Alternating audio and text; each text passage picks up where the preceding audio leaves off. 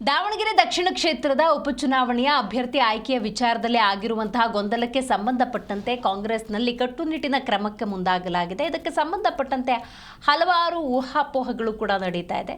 So ಇದಕ್ಕೆ ಸಂಬಂಧಪಟ್ಟಂತೆ ಸಚಿವ ಜಮೀರ್ ಮಾತಾಡಿದ್ದಾರೆ. ಬನ್ನಿ ಏನು ಹೇಳಿದ್ದಾರೆ ಕೇಳೋಣ.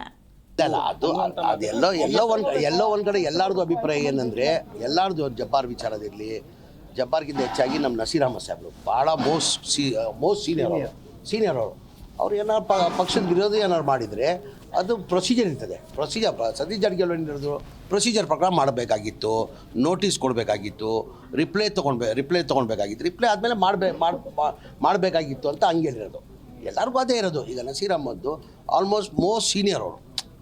ನಾವು ಅವ್ರೇನೋ ಪಕ್ಷದ ವಿರೋಧಿ ಕೆಲಸ ಮಾಡಿದರೆ ತೆಗ್ದಿದ್ದು ತಪ್ಪಂತ ಹೇಳೋಕ್ಕಾಗಲ್ಲ. ನಾವು ಈಗ ಪಕ್ಷ ಏನಾರ ಇದ್ದರೆ ಏನಾರ ಯೋಚನೆ ಮಾಡೇ ತೀರ್ಮಾನ ಮಾಡಿ. ಅಂದರೆ ನಮ್ದು ಏನಂದರೆ, ಆಯಿತು ಒಂದು ನೋಟಿಸ್ ಮಾಡಿ ಅವ್ರು ರಿಪ್ಲೈ ತೊಗೊಂಡು ಆಮೇಲೆ ಮಾಡಬೇಕಂತ ಎಲ್ಲರದು ಅಭಿಪ್ರಾಯ. ಅದು ಬರೀ ಸತೀಶ್ ಅವ್ರದ್ದಲ್ಲ, ಎಲ್ಲರದು ಅದೇ ಅಭಿಪ್ರಾಯ.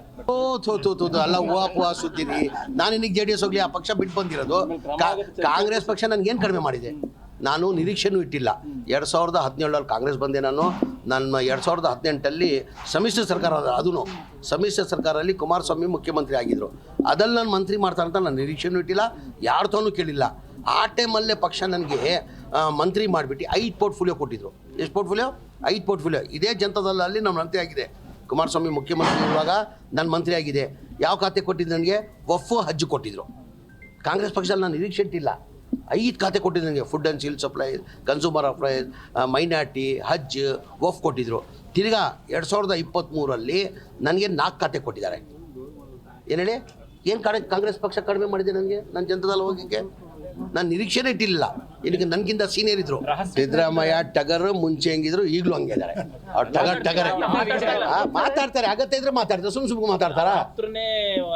ಯಾರು ಆಪ್ತರು? ಯಾರು ತೆಗ್ದಿದ್ದಾರೆ? ಎಲ್ಲರೂ ಆಪ್ತರು. ಎಲ್ಲ ಕಾಂಗ್ರೆಸ್ ಪಕ್ಷದಲ್ಲಿ ಯಾರು ಇದ್ದಾರೆ ಎಲ್ಲರೂ ಮುಖ್ಯಮಂತ್ರಿಗೆ ಆಪ್ತಾರೆ. ನಮ್ಮ ಮುಖ್ಯಮಂತ್ರಿ ಅವರು ನಮ್ಮ ಮುಖ್ಯಮಂತ್ರಿ ಅವರು ಸೈಲೆಂಟ್ ಇವಾಗ ಇರ್ಬೋದು, ಈಗ ಸೈಲೆಂಟ್ ಆಗಿರ್ಬೋದು. ಅಂದರೆ ಅವರು ಮಾತಾಡಿದ್ರೆ ಅದು ಬೇರೆ ಥರ ಸೌಂಡ್ ಮಾತಾಡಿ ಏನು